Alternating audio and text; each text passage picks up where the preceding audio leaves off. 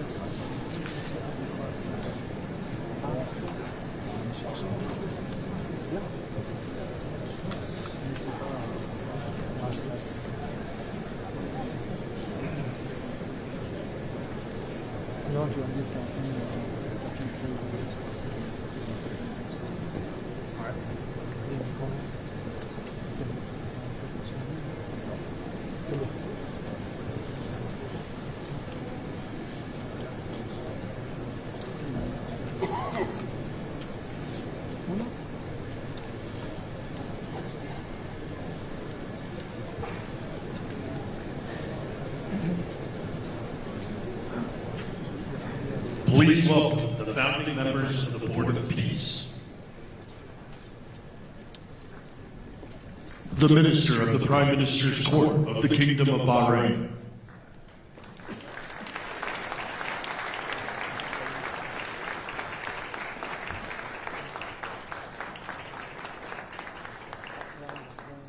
The Minister of Foreign Affairs of the Kingdom of Morocco.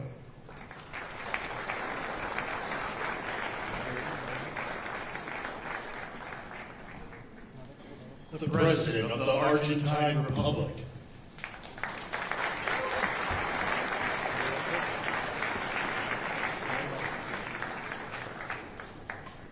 The Prime Minister of Armenia.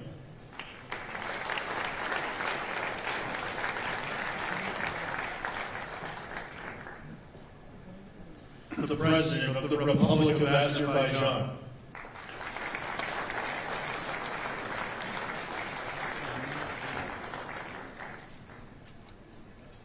The Prime Minister of the Republic of Bulgaria.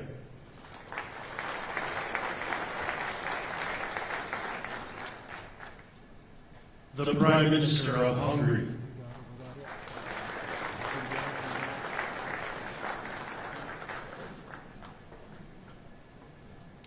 the President of the Republic of Indonesia,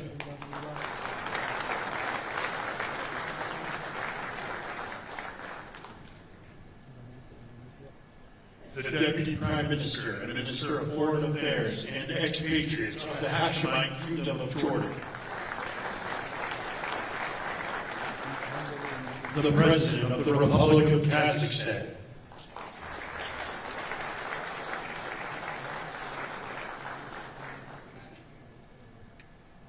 the President of the Republic of Kosovo,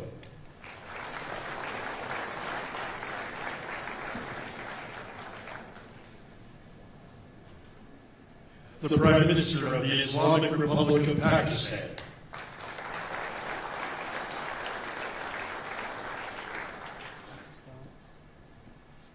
the President of the Republic of Paraguay,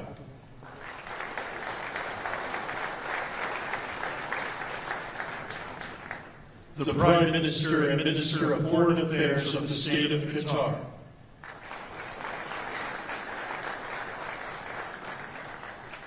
the Minister of Foreign Affairs of the Kingdom of Saudi Arabia,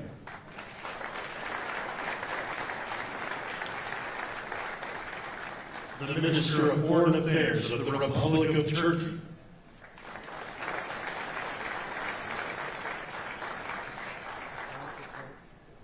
the Special Envoy to the United States for the United Arab Emirates,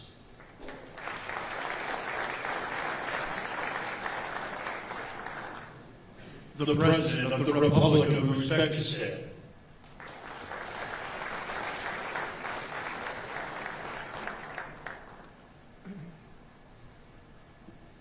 the Prime Minister of Mongolia,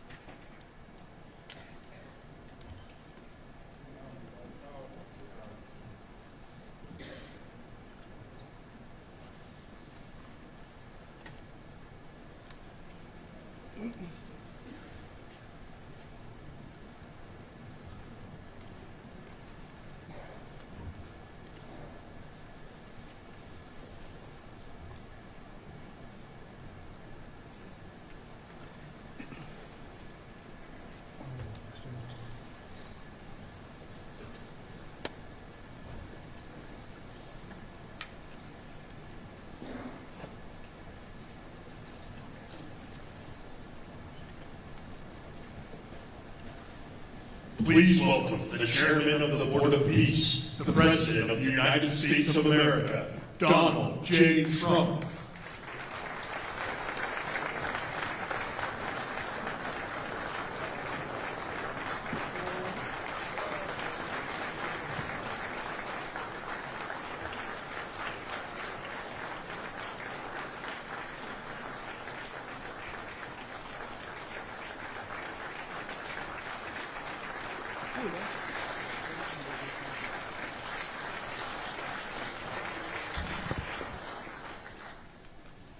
Well, this is a very exciting day. Long in the making, and many countries have just received their notice. Everybody wants to be a part of it, and we'll work with many others, including the United Nations. But I want to thank you all for being here. Yesterday we had an incredibly successful visit with many of the world's top business leaders, the best, the biggest, most successful, and foreign heads of state. And now we have one of the most important meetings of all, the official formation of what is known as the Board of Peace. I want to thank Secretary of State Marco Rubio, Special Envoy Steve Witkoff, and Jared Kushner, and their extraordinary work. I mean, they've done an amazing job. We have peace in the Middle East. Nobody thought that was possible. We've settled 8 wars, and I believe another one's coming pretty soon. You know what that is? The one that I thought was going to be an easy one has turned out to be probably the most difficult. Last month, 29,000 people died, mostly soldiers. Ukraine and Russia. Think of that, 29,000, 27,000 in the month before, 26,000 in the month before that. It's terrible. We have meetings and we think we're making a lot of progress. Thanks as well to Secretary Scott Bessent, Howard Lutnick, and Chris Wright, U.S. Trade Representative, Jameson Greer. They're all doing such an incredible job. Ambassador Callista Gingrich, who is here, doing a fantastic, really fantastic work. Thank you, Callista. And many other members of my administration who are so committed to peace, and they're also committed to great success. Very importantly, let me recognize the very first group of distinguished members of the Board of Peace. They will be introduced by name in just a moment. Caroline will be doing that introduction. And each and every one of you, we are truly honored by your presence today. Leaders of countries, in most cases very popular leaders, in some cases not so popular, but that's the way it goes in life. Thanks as well to President Karol Nawrocki, Poland, who's a fantastic man. He just won a very big election. We're very proud of him.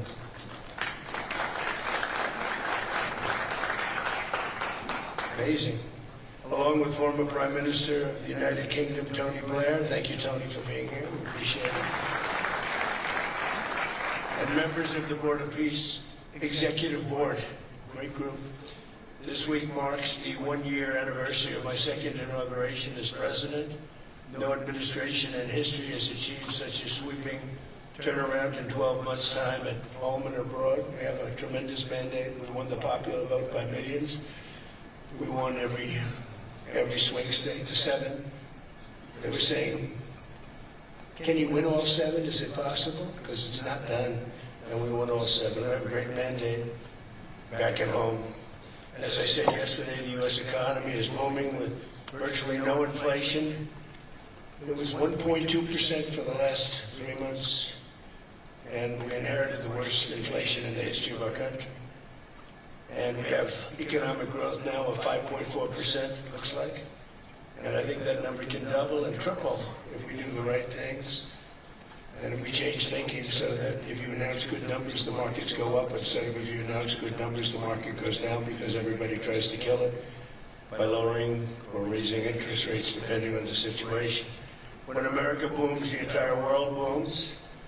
And we have secured commitments for over $18 trillion in new investment coming into our country, which is a record by many times over. Not just by a little bit, by many times. There's no country ever in history that's gotten anywhere near that number.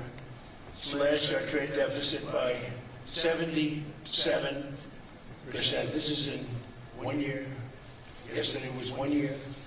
And signed historic trade deals with nations from all over the globe. Today, the world is richer, safer, and much more peaceful than it was just 1 year ago. We put out all those fires. A lot of people didn't know, including me, that some of those wars were going on. And some of them were going on for, in one case, 32 years, in another case, 35 years, and another one, 37 years. We were very happy to stop the war that had started with India and Pakistan, 2 nuclear nations. And I was very honored when the Prime Minister of Pakistan said President Trump saved 10 and maybe 20 million lives by getting that stopped just before bad things were going to happen.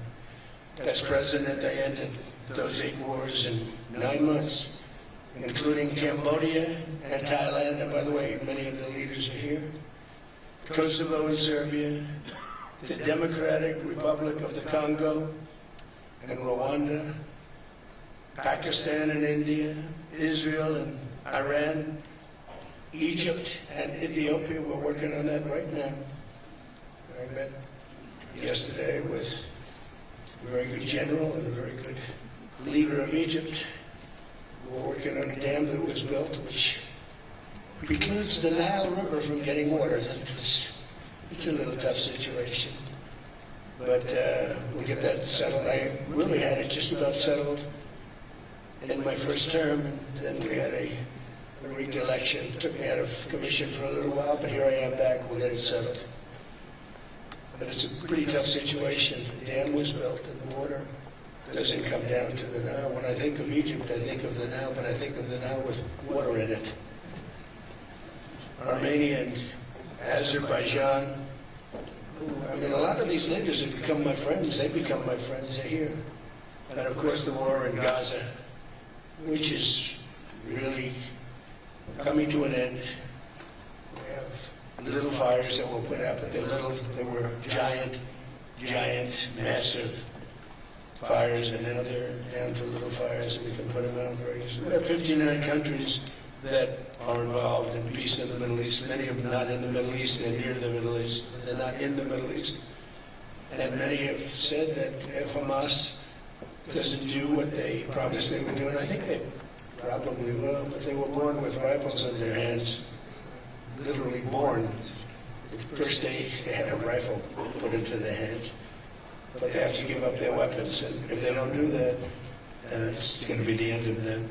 But many countries have told me, we want to go in and do it, and they really aren't countries that you traditionally think of as being involved in that. But that's the fire. Hezbollah in Lebanon, we have to do something about that. But these are, I call them remnants, they're small remnants compared to what it was before. It was massive, large, powerful countries fighting each other. In another great victory for the ultimate goal of peace in June, we obliterated Iran's nuclear enrichment capacity with Operation, we call it Operation Midnight Hammer. And it was midnight, it was dark, no moon, and every single one of those bombs from the B-2 bombers hit the air shafts and went deep into the earth and totally obliterated everything that they were doing. They were 2 months away from having a nuclear weapon. We can't let that happen. And Iran doesn't want to talk, and we'll talk. We've also hit ISIS in Syria, and very strongly, as you know. In my first administration, I took out al-Baghdadi, the founder of ISIS, and he was trying to start it up again because due to the tremendous talent of General Raisin Khan, as I call it, he wiped out ISIS in a period of 3 weeks in my first term. You know, we had a great first term, but the second term is, I think, blowing it away, actually. But we took out ISIS, and we had, it was gone, but during the Biden administration, it formed again a little bit. We hit it very hard in Syria. And Syria, by the way, I spoke with the president, is making a lot of progress, tremendous progress, actually. We're very happy about that. We took off all sanctions, which gives them a chance to breathe. And he is working very, very hard, and I think he's going to put it all together. So many things are happening, many good things. Threats to Europe and America, and the Middle East, and other places are really calming down. It's a lot different than it was just 1 year ago. Just 1 year ago, the world was actually on fire. A lot of people didn't know it. And in Nigeria, we're annihilating terrorists who are killing Christians. We've hit them very hard. We've killed thousands and thousands of Christians. What's that all about? Much of this unprecedented success is possible because I rebuilt our military in my first term, and now we're making it even stronger. We have a budget of over $1 trillion this year, and next year we're going to $1.5 trillion. Our country's never done better economically. We're taking in numbers that we've never taken in, not only the fact that the investment is at 18 trillion plus, but our jobs numbers, everything is, I think, maybe better than ever before. I think you're going to see a lot of you are investing in our country. I think you're going to be extremely happy with your investments. I think you'll see numbers like you haven't seen before. I also secured commitments from virtually all NATO allies to increase their defense spending to 5% of GDP. Everybody but Spain. I don't know what's happening with Spain. Why would they not do that? They want a free ride, I guess. Every country but Spain increased to 5%. I don't know why. I'm going to have to talk to Spain. With America's renewed attention to security of the Western Hemisphere, I've stopped the invasion of our southern border and designated the drug cartels as foreign terrorist organizations. And you probably saw that we've virtually stopped almost 100% all drugs coming in by water. Now we're going to stop them on land. The land is easy. The water is tough. But that's down now. I heard it just last night. It was 97, now it's 98.1%. And we're trying to figure out who are the 2% that are willing to get into those boats. I don't think they watch television or the news. But we've taken out almost 100% of all of the drugs coming into the United States by water. Now we'll, I think, very easily stop them on land. That's the easy part. We wanted to wait until the other was taken care of. And earlier this month, thanks to the unrivaled skill, power, and might of the U.S. military, we have the most powerful military in the world by far. We captured the outlaw dictator Nicolas Maduro, and the people of Venezuela are very happy about it. And we're having great relationships with the new leaders of Venezuela. The relationships have been good. We're opening up the country to our giant oil companies, and it's going very well. We've already taken out, think of this, 50 million barrels of oil. And a lot of that's going to go back to Venezuela. And they'll do more income with us in a short period of time than they did in years. Because as much oil as they have, and they have a lot, just about the most. After us, there's a couple of countries that are in that category. We have the most, actually. And they're second between Venezuela and us. We have 62% of the world's oil. But they have very little production, so they have a lot of production. All the oil companies, we had meetings, you probably saw all the oil companies want to go in, they want to go in immediately. They're already touring the sites. But our military was amazing, that strike was amazing. We had a second wave coming, we didn't need it. They said, no second wave, we don't want a second wave. The first wave was enough. And of course, we're working to end the horrible killing in Ukraine, a war that should never have happened. And would have never happened if I were president. That was not going to happen. I used to speak to Vladimir Putin about Ukraine, and it was the apple of his eye, but he would never have ever done it. So you can't do that, Vladimir. As part of this historic record of major peace initiatives, today we're announcing more details regarding the Board of Peace, so important. This board has the chance to be one of the most consequential bodies ever created. And it's my enormous honor to serve as its chairman. I was very honored when they asked me to do it. We had an idea to do it, and then they came and they said, you be the chairman. And but I take it very seriously. We have a great group of people, and incredible young people that are leading it from within. It's running beautifully. It started already. And every country, just about every country, wants to be a part of it. And we just sent out the letters a couple of days ago. These are just the countries that are here. They happen to be in Davos. So we said, we'd be honored if you wanted to join us up on the stage. And it's really great. They're friends of mine, I think. Let me see. Yeah, every one of them is a friend of mine. Let's see, a couple I like. A couple I don't like. I like, actually, in this group, I like every single one of them. Can you believe it? Usually I have about 2 or 3 that I don't see. Usually I have 2 or 3 that I don't like. I don't find them up here. I like every one of these people. They're great people. They're great leaders. And the Board of Peace is composed of leaders, the top leaders in the world, actually. Last October, we released a plan for the permanent end to the conflict in Gaza, and I'm pleased to say that our vision was unanimously adopted by the United Nations Security Council late last year. Under phase 1 of this plan, we have painstakingly maintained that Gaza, and we're going to have it very strongly. That's what we have. Maintained the Gaza ceasefire, delivered record levels of humanitarian aid. We've given aid, you used to hear all the people were starving, and it was terrible. Now we have, you don't hear that anymore. We've delivered record levels of humanitarian aid. I want to thank the United States, but I want to thank some of the countries that are sitting right up here, because they've sent great aid also in the form of money, where we go out and purchase food. You don't hear those stories anymore with people starving. And secured the release of all 20, we secured the release of all 20 living hostages. Now I want to thank Steve Witkoff and Jared and everybody for working so hard. They worked so hard, but there were 20 remaining living hostages. Now we got hundreds out, but the last 20, I said, boy, that's going to be a tough one. I said that a year before, and it was a tough one, but we got them. And all 20, every one of them.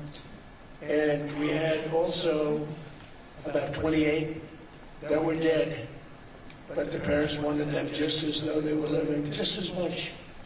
Some cases it almost seemed more. It was amazing, actually, the love. But their boy had been killed in just about all cases, young men. Their baby, their boy had been killed, and they wanted the body of the boy, and it looked like it couldn't be done. And with the exception of one, and we're close on the track of that, we've got them all, every single one of them, which is amazing. It's a rough job. That was a rough job. And I've been very clear that Hamas must return that last remaining deceased hostage as well, and that will be the full commitment.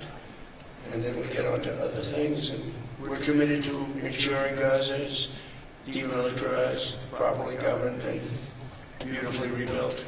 It's going to be a great plan, and that's where the border peace really started. And I think we can spread out to other things as we succeed with Gaza. We're going to be very successful in Gaza.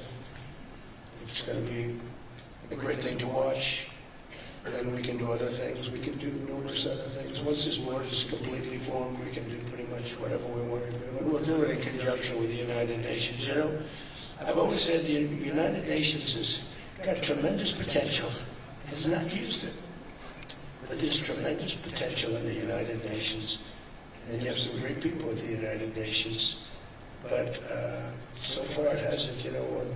On the 8 wars that I ended, I never spoke to the United Nations about any of them. And you would think that I should have. You would think they could have done those 8 wars, but they couldn't have. And they tried, I guess, in some of them, but they didn't try hard enough. But there's tremendous potential with the United Nations, and I think the combination of the Board of Peace with the kind of people we have here, coupled with the United Nations, can be something very, very unique for the world. It's for the world. This isn't the United States. This is for the world. As everyone can see today, the first steps toward a brighter day for the Middle East and a much safer future for the world are unfolding right before your very eyes. Together we are in a position to have an incredible chance. I don't even call it a chance. I think it's going to happen.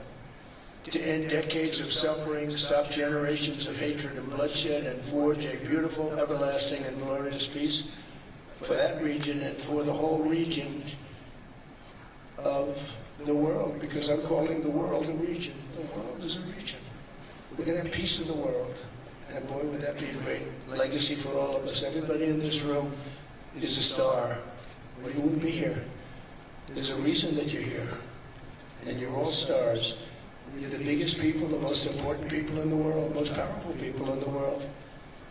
And when you use that genius that you have, that very unusual, very inspired genius, when you use that for peace, the opposite of peace has no chance. So I just want to say it's tremendous to be with you, and I think this is something that we're doing that's very important. This is the most important. We're so looking forward to being here. And yesterday was a tremendous success. A lot of good things happened, but this was something that I really wanted to be here and do, and I could think of no better place because so many people were together.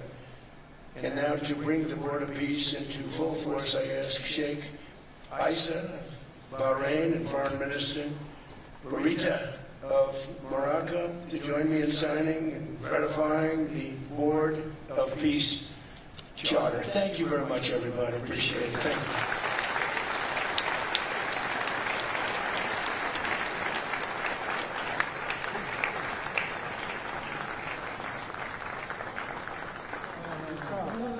Sit. Sit down.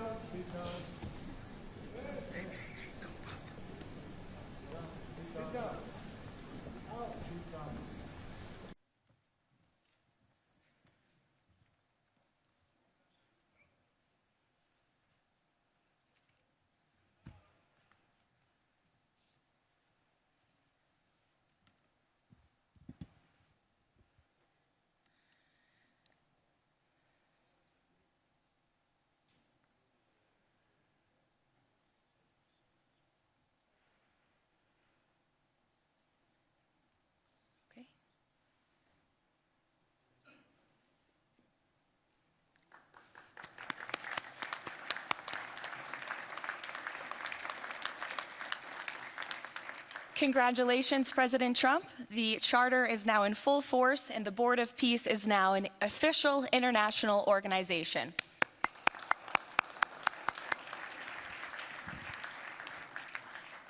We will now continue the signing ceremonies, beginning with the President of Argentina and the Prime Minister of Armenia.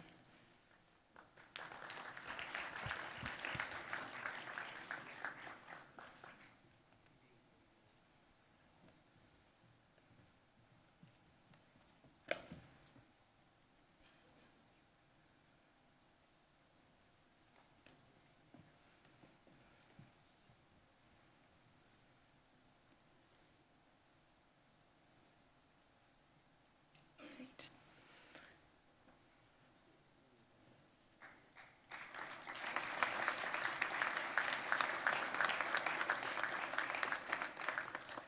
Next up, the President of the Republic of Azerbaijan and the Prime Minister of the Republic of Bulgaria.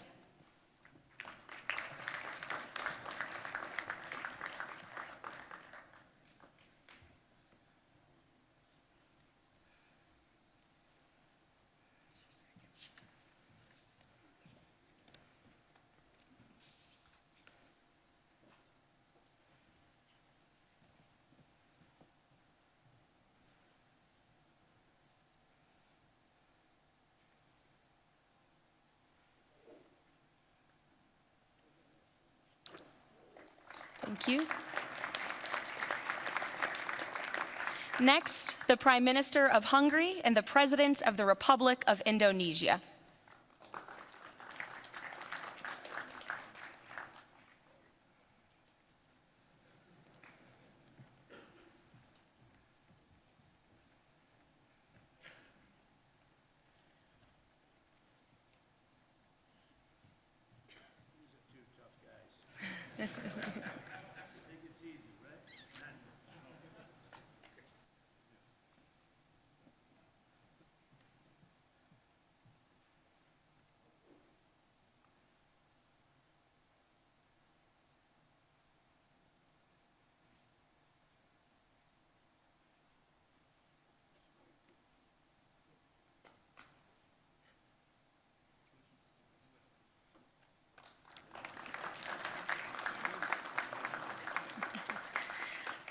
Next, the Deputy Prime Minister of the Kingdom of Jordan and the President of the Republic of Kazakhstan.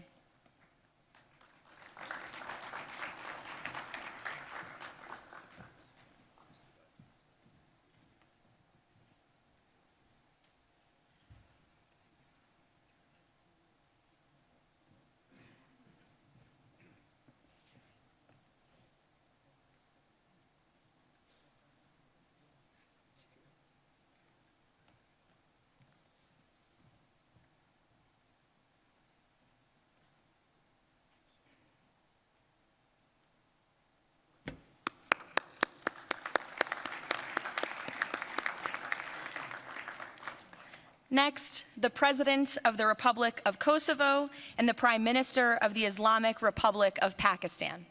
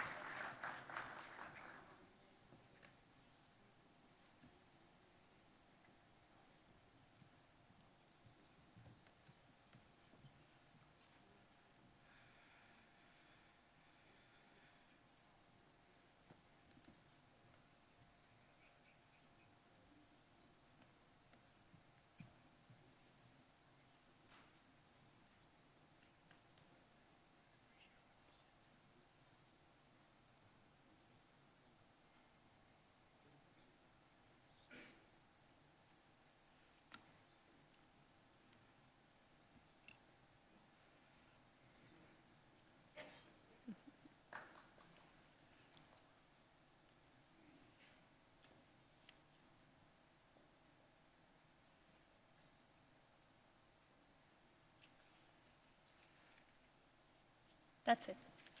Yes. Thank you.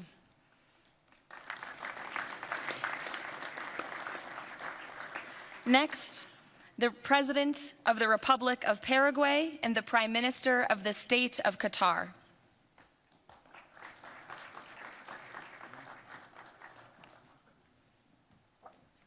Hello, good, how are you?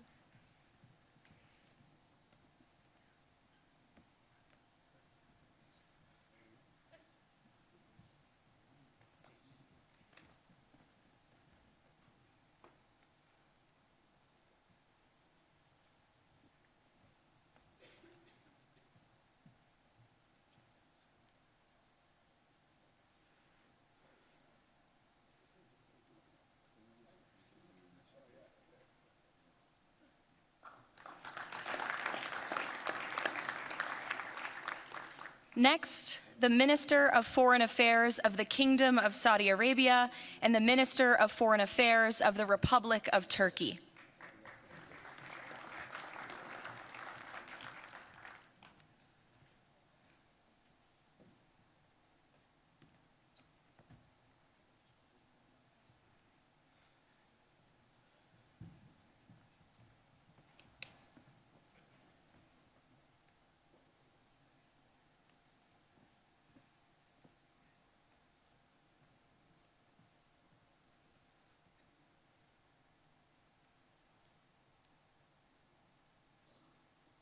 Great.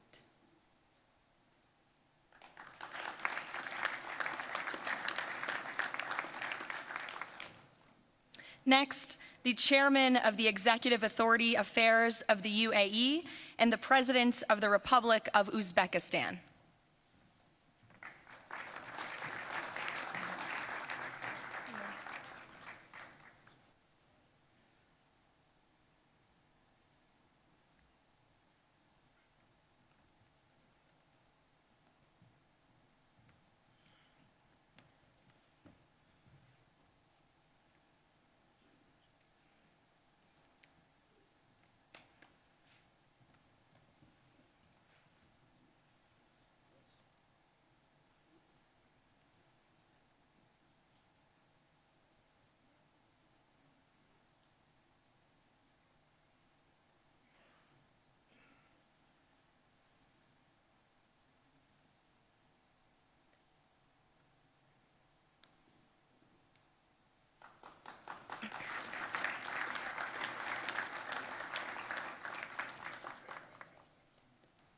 And last but not least, the Prime Minister of Mongolia.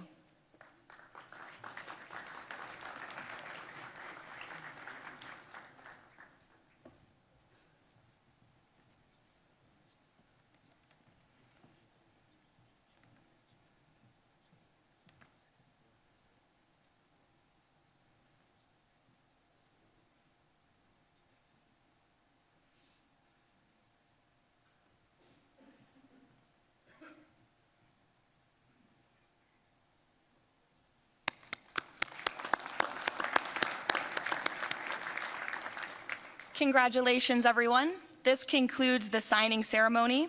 If President Trump and all of the Board of Peace members could please join the President around the table.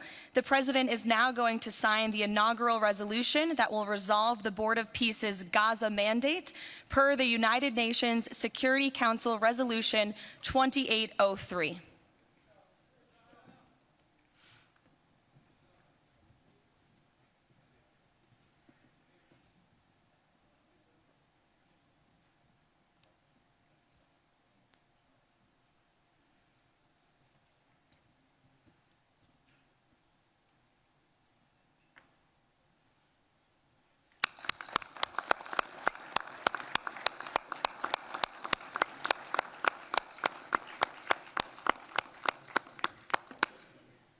Congratulations. If President Trump and all Board of Peace members could please take their seats in the front.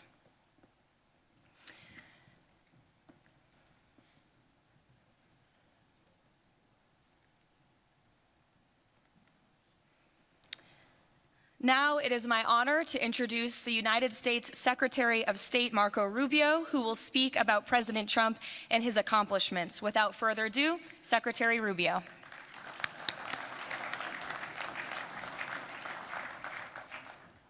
Thank you very much. It's an honor to be here today. It's an honor to serve as the Secretary of State during a historic presidency. And it's a historic presidency because the President of the United States, Donald J. Trump, is someone who is not limited by what others say is possible or what others say is impossible. He's not limited by some of the things that have happened in the past, and he's willing to talk to or engage with anyone in the interest of peace, always putting the American people and our national security first, but understanding that in the world that we share with so many others, peace is paramount to all of us. We are here today because of President Trump's vision. If we go back just a few months ago, people thought what was happening in Gaza was impossible to solve. 28 hostages that were dead, others that were still living, all these hostages that were being held. No one thought that that would ever come to a resolution without more fighting and more bloodshed along the way. In fact, frankly, many thought it was intractable. And sadly, many of the institutions that have served us well in many cases for the last 70 years were unable to do anything about it. But President Trump had the vision and the courage to dream the impossible, to believe that it was doable, and to pursue it with all of his heart. And he was in that capacity assisted by an extraordinary team, and I think both Jared and Steve deserve a tremendous amount of credit. Jared Kushner and Steve Woodcock for all the work they put in. And all of our partners here today. And now we have this Board of Peace, who I believe's possibilities are endless. Obviously with a focus first and foremost on making sure that this peace deal in Gaza becomes enduring. And I know this president has it as his highest priority and will give it everything he has to make sure that this is successful. I also want to acknowledge the extraordinary leaders that are here today. This is not just a board of peace, this is a board of action. Just like President Trump is a president of action. A lot of times people like to give speeches. I've been to many of these forums, and they're not useless, and they're not, they have utility in many cases. But oftentimes in international affairs, we often find ourselves at events where people are reading these scripted statements, these strongly worded letters that they put out, but no action. Nothing happens. This is a group of leaders that are about action. And the President of the United States is a president of action, of getting things done. And today is the beginning of that, of a new era and a new stage that we think is so important as a model to the rest of the world of what is possible. And clearly the focus is right now on Gaza and making sure that the plan that's about to be presented to you here today, this vision for the future of Gaza, this vision for the future of the region, is not just possible, promising. It is our destiny if we put the time and the effort that it requires, as I know this board will do. But I also think it will serve as an example of what's possible in other parts of the world. Without losing focus on what's before us now, this is what's possible for other places and other conflicts that seem impossible to solve right now. So I want to, on behalf of the United States, on behalf of the team that worked so hard on this, thank every single one of the leaders that are here today and all of the countries that have committed to joining, and many others who are going to join. Others either are not in town today or they have to go through some procedure internally in their own country because of constitutional limitations. But others will join. Many want to be a part of this effort because it is going to be a successful effort. And you see it reflected here today among countries of different backgrounds from different parts of the world, majority Christian some, majority Muslim others, who've come together. In fact, former adversaries who have joined here as part of this Board of Peace. And all was possible, and I want to acknowledge this again, because of the vision and the drive of the President of the United States. So thank you all for joining us here today. We appreciate it very much.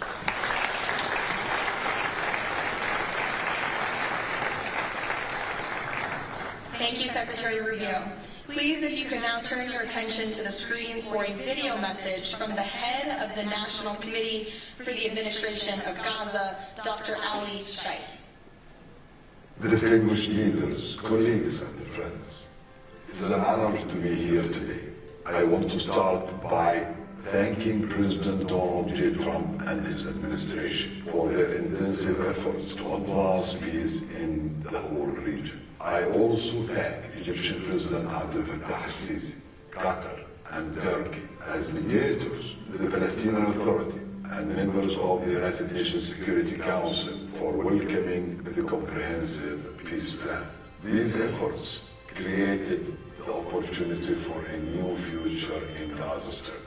But what will really matter is what comes next. This transition will succeed only if it delivers real, tangible improvements in daily life for Gazans. As Chief Commissioner of the National Committee for the Administration of Gaza, it's my responsibility to turn this moment into action, to restore order, to rebuild institutions, and to create a future for the people of Gaza defined by opportunity and dignity, under the principle of one authority, one law, and and 1 woman.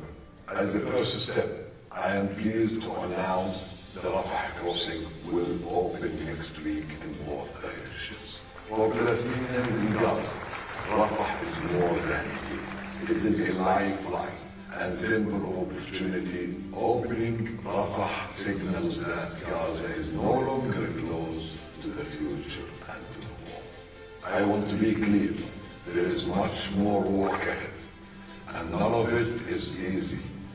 The road forward will involve difficult decisions and setbacks, but this is a real step and it marks a new direction. Now, I would like to address the people of Gaza. من أرض الكنانة أتوجه الآن بكلمتي إلى أبناء شعبنا الصامت الصابر في قطاع غزة. لقد صمتم وحافظتم على أسركم وأرضكم.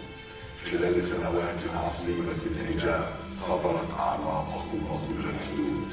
إن صمودكم الأسطوري له أعظم ما قدمت غزة، وهو الأساس الذي سنبني عليه سويا مستقبلنا.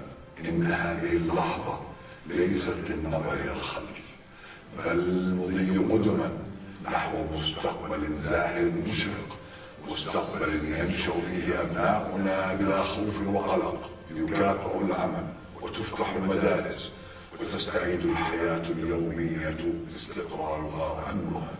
إن المرحلة المقبلة تتطلب تضافر الجهود من قبل الجميع، ولكنكم لن تواجهوها وحدكم.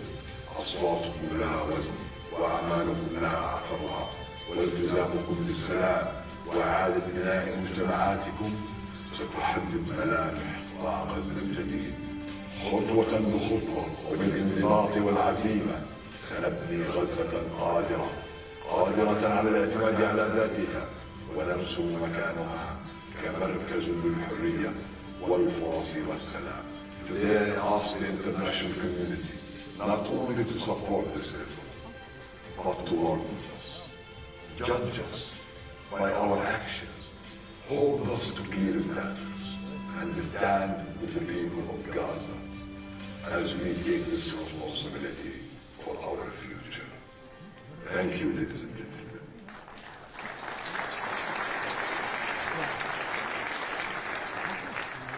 I now would like to welcome to the podium U.S. Special Envoy Steve Witkoff and Jared Kushner.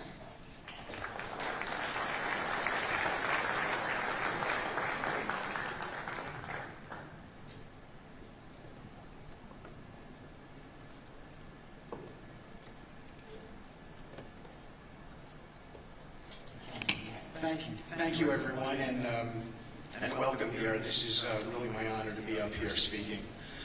I remember when the President asked Jared, I, and of course our great Secretary of State, to work on something that the world thought was impossible and unattainable. But the President, on this peace deal for Gaza, as on all other deals we work on his behalf, said we had to try. And of course we were inspired by that.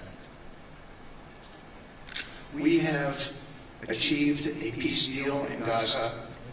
We have brought the hostages home, all of the bodies except for one, and we will bring that body home too. And maybe most importantly, we have created a sense of hope for what the future can bring in Gaza and all other places where the border peace will operate. And I am so honored, Mr. President, to have worked on this on your behalf. I'd like to thank some people who are here with us tonight who have done so much, done indispensable work to bring this deal together. Sheikh Mohammed, my good friend from Qatar, and Ali Al-Tawadi, Akan, Fidan, and Ibrahim, General Hassan, and Foreign Minister Badr Abdulani, and of course President Sisi, and Prime Minister Netanyahu, former Special Envoy Ron Dermer, and Michael Eisenberg for all that they did. I would also like to thank our core working group and members of the Board of Peace who have been working non-stop on behalf of this incredible, noble effort.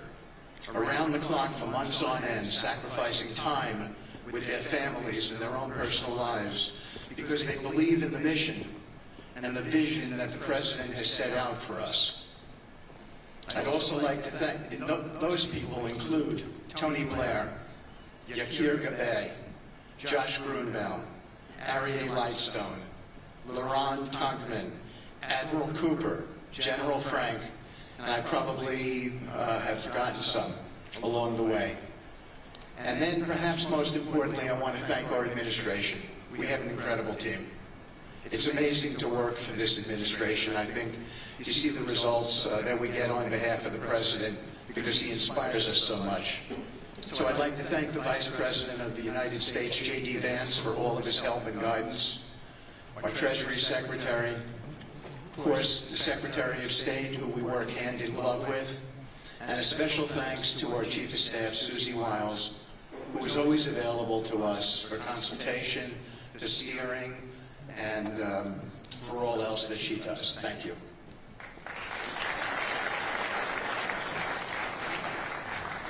Thank you, Steve, and I have to say one of the great honors for me of being able to work on this has been working with Steve, who really is as brilliant as he is. His heart is tremendous. It's a lot of fun to be with, and even in some of these very difficult moments where we didn't think things would happen, working together really was an amazing treat. I'm going to go now today just through a couple quick slides just to show you the progress that's been made in the last couple months. It was just over 100 days ago that we got the final deal done, and everyone was celebrating and joyous about the hostages coming home and the end to this long war that nobody thought was possible. And Steve and I were panicking, saying, what do we do next? How do you implement peace? And as you guys know, peace is a different deal than a business deal because you're changing a mindset. And in Israel, there was 2 years of very intense war. For the people in Gaza, there was more than just 2 years of war. They had 20 years of hopelessness, being ruled by a terrorist organization. For the people in the Middle East, their hearts were pulled by this. And throughout the entire world, it really was weighing on us. And so we needed to think about, what do we do next? How do we change the habits? How do we change the behaviors? And we really got to work right away. And the team that Steve thanked, including the White House team and the team of volunteers, it's really been an incredible effort, very entrepreneurial. And we really did it in the way. I've been working now with President Trump for 10 years on politics. And what continues to amaze me is that he always takes a first principles approach and says, what's the most optimal outcome? Aim for that. Whereas politicians are always focused on the downside or what could go wrong or how to make it a little bit better. He always says, aim for the best possible and do your best to get there. And if everyone thinks it's impossible, that's even more reason why you should aim for it. And so really thank you for the leadership and the inspiration for doing this. And I think you'll see today we've achieved more than thought was possible. And our ambition is still to go for something, I think, better than most people think is possible as well. So let's see if these things work. They never usually work. Good. So quickly, I'll go through this 2-year war, 90,000 tons of munitions, there's over 60 million tons of rubble there, and tens of thousands of fatalities. Through the ceasefire, we were able to get to the 20-point plan, ceasefire, release the hostages. Getting the UN resolution passed was a huge, huge effort, really thanks to Mike Waltz and the whole team there. They did an incredible job. And we then, with the help of the UN, we've worked very, very well with them. This is why you need a new organization like the Board of Peace to work with the UN. I want to thank Tom Fletcher. Did an incredible job of really getting it going. We've done historic humanitarian aid. Going forward, number one thing is going to be security. Obviously, we've been working very closely with the Israelis to figure out a way through de-escalation. And the next phase is working with Hamas on demilitarization, which I'll talk about in a second. But without security, nobody's going to make investments. Nobody's going to come, build there. We need investments in order to start giving jobs. We want to take these people. 85% of the aid of Gaza, 85% of the GDP of Gaza has been aid for a long time. That's not sustainable. It doesn't give these people dignity. It doesn't give them hope. And so we want to use free market economy principles. A lot of what President Trump spoke about that he's doing in America, we want to bring the same mindset and the same approach to a place like Gaza to give these people the ability to thrive and have a good life. Let's see. So on the aid, I mentioned the UN. So now people are talking about famine. 100% of the food needs are met, and that's been overabundance. The cost of goods have gone down tremendously. Over 55,000 trucks have gone in, and over 1.4 million pallets. And it's been the largest humanitarian effort done into a war zone that anyone's been able to tell us about. This really has been a great joint effort that everyone's been able to do, and so it's a great thing. We all just heard from Ali. We have been so impressed. Steve and I were speaking to him and the entire committee. Such bravery of these people to step up. And we've worked with the Palestinian Authority, who's been helping us as well. But this committee is the first time, a technocratic, apolitical committee. I really want to thank the Arab partners for helping us select the right people to do this. And we just need to believe in them and support them. I put this up here. It's probably a little too small for me to read, but this is really important if you saw the mission statement. So Hamas's mission statement was, we need to destroy the state of Israel. That has not worked well for the people, as we've seen. Their mission statement is, we are committed to establishing security, restoring the essential services that form the bedrock of human dignity, such electricity, water, healthcare, and education, as well as cultivating a society rooted in peace, democracy, and justice, operating with the highest standards of integrity, transparency. So these are the basic things. Their goal is to have peace and to help their people, which is an obvious mission statement for a government, but actually fairly novel for Gaza. So we did a master plan. We brought in, I thank you, Yakir Gabay, who's one of the most successful real estate developers and brilliant people I know. He's volunteered to do this, not for profit, really because of his heart. He wants to do this. And we've developed ways to redevelop Gaza. Gaza, as President Trump's been saying, has amazing potential, and this is for the people of Gaza, and we've developed it into zones. In the beginning, we were toying with the idea of saying, let's build a free zone, and then we have a Hamas zone. And then we said, you know what, let's just plan for catastrophic success. Hamas signed a deal to demilitarize. That is what we are going to enforce. People ask us what our plan B is. We do not have a plan B. We have a plan. We signed an agreement. We are all committed to making that agreement work. There's a master plan. We'll be doing it in phasing. In the Middle East, they build cities like this in 2-3 million people. They build this in 3 years. And so stuff like this is very doable if we make it happen. Rockville will start with. This will show a lot of workforce housing. We think this can be done in 2-3 years. We've already started removing the rubble and doing some of the demolition. And then New Gaza. It could be a hope, it could be a destination, have a lot of industry, and really be a place that the people there can thrive, have great employment. Once this starts going, we think there should be 100% full employment and opportunity for everybody there. And we have a lot of data on what can be, but we think that this really gives the Gazan people an opportunity to live their aspirations. But it all starts with security, and it all starts with governance. Final note I'll just say on the Board of Peace, which is that all the lessons we're doing is we're basically studying the best practices from all over the world, and we're watching who does education the best, who does healthcare delivery the best. All of these things it's not secret IP. All this is IP that the Board of Peace is going to make public, and we want to encourage all the countries to be able to follow these best practices. A lot of the things that President Trump is doing in America, if they're working, we should all be copying them. If we find what's working in other countries, we should be copying them too. And so what the Board of Peace will have the ability to do if we're successful with Gaza is really show how do you do peace implementation, which is something that when we got this deal done, we didn't really find too much expertise or know-how on how to do it. So as we're creating this system, hopefully it's something that we can just document these learnings and make them available to all else who want to use them in the future.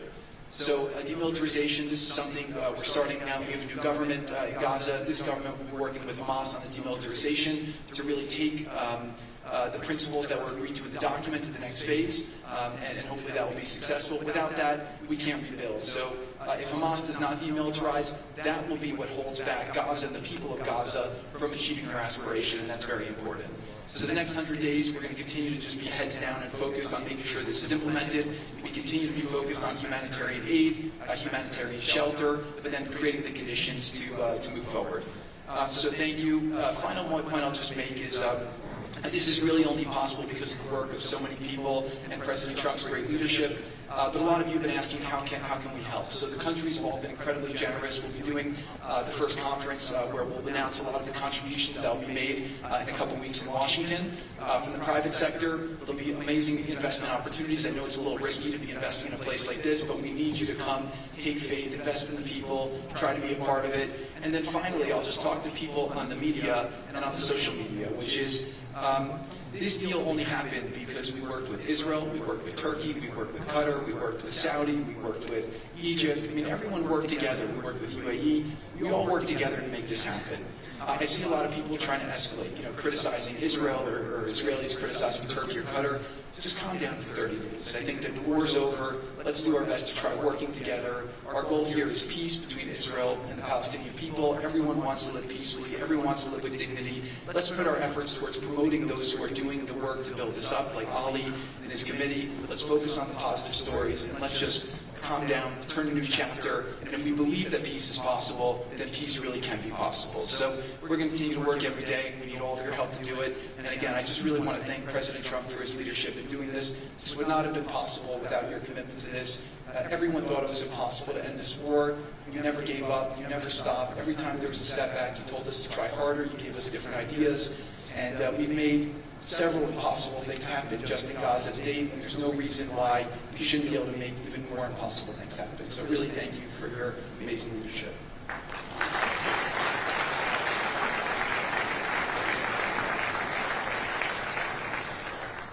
Thank you, Jared and Steve.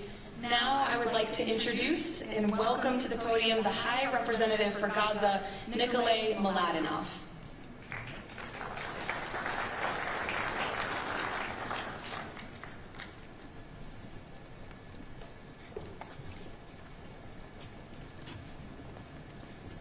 Mr. President, it's a great honor and a massive responsibility for me, for my team, for all of us to be here with you to begin this journey. Who would have thought 2 years ago that we will be sitting here with this group of countries, with this leadership, giving the people of Gaza a new chance? Who would have thought that last Friday I would be sitting, Mr. President, in Cairo with an amazing group of Palestinian technocrats, people who you don't see on the news, people who are not media personalities, but who are experts, who are committed to giving their people a chance in life. And this is what this is all about. For too long, Gazans, Palestinians, and Israelis have lived with conflict, with death, with destruction. Now, the page turns. And whether the page turns successfully really depends on all of us. We have the ingredients for it. We have the leadership of the United States and President Trump. We have a great group of countries joining the board of peace and more to come. We have a fantastic Palestinian team on the ground, and we must make it work. Our partnerships are there, our plans are in place, and we need your support. And finally, I look to all of you who are in this room and who are watching this meeting from their screens at home or in their offices. Please put away your talking points for a minute. Please put away your fears. Please put away your concerns. Please stop listening to the rumors and to the gossip. Focus on what we have to do today. Because the future of 2 million Palestinians is at stake, and if we give them a chance, we will do more than that. We will create opportunities for 1 billion people who live in the Middle East and beyond, and who are responsible, also who want to see transformation and a chance in life for the future. So please join us on this journey, join the Board of Peace, and join us in supporting this excellent initiative. And thank you again, President Trump and the United States, for taking this decisive leadership forward.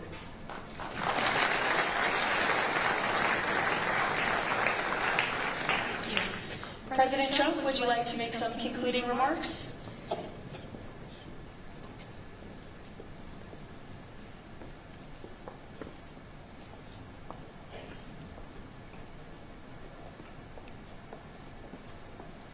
Well, I just want to tell you it's all happening. And one of the first things I said when we really got involved in this project, and it's a big one, and it's very doable, I said to Jared, Steve, and some of the other folks, including Larry Fink, and congratulations on the great success. The two of you have done a fantastic job. This is bigger and better than ever. You usurped some of your time for a very important reason, and you understand that better than anybody. And we appreciate that you're here very much. Thank you both very much. But I said that, you know, this is a great location. It all begins, I'm a real estate person at heart. And it's all about location. And I said, look at this location on the sea. Look at this beautiful piece of property, what it could be for so many people. It'll be so great. People that are living so poorly are going to be living so well.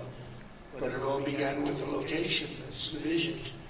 And look out on the waters, and very few places are like it. So we put together a team that's outstanding, a team that's done it before, a team that I think has done tougher jobs, if you want to know the truth. Done some tough jobs. And we continue to, as far as the United States is concerned, we're behind it. And the United States has never been stronger, never been bigger, better. It's doing really well to see that, building thousands thousands of businesses, plants, factories all over the United States are right now under construction. Nobody's ever seen anything like it. And this is just an honor to be involved with this and to be involved with the great people in this room and the great leaders that are sitting on stage. We thank you very much. And we have many others that have signed up, and they all want to be members of the Board of Peace because it really will be important. This is not going to be a waste of time. We waste so much time on things that never happen. This will happen, and it's already happening. Thank you very much, everybody. It's a great honor to be with you. Thank you. Thank you.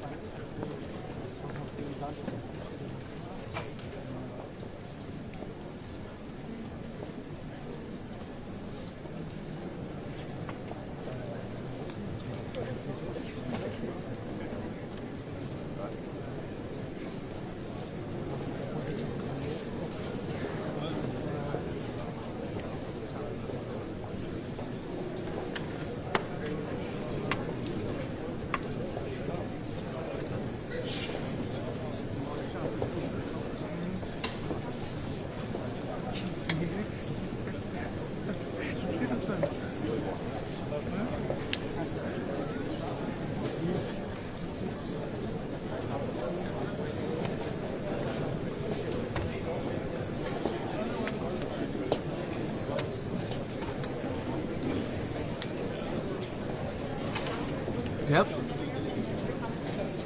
All right.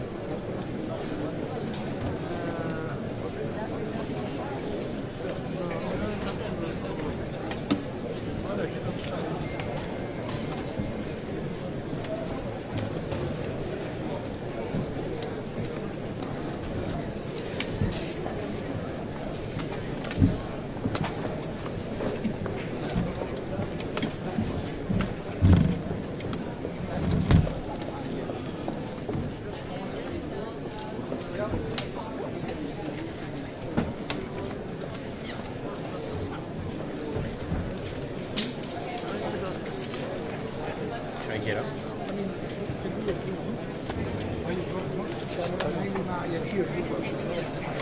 Upstairs?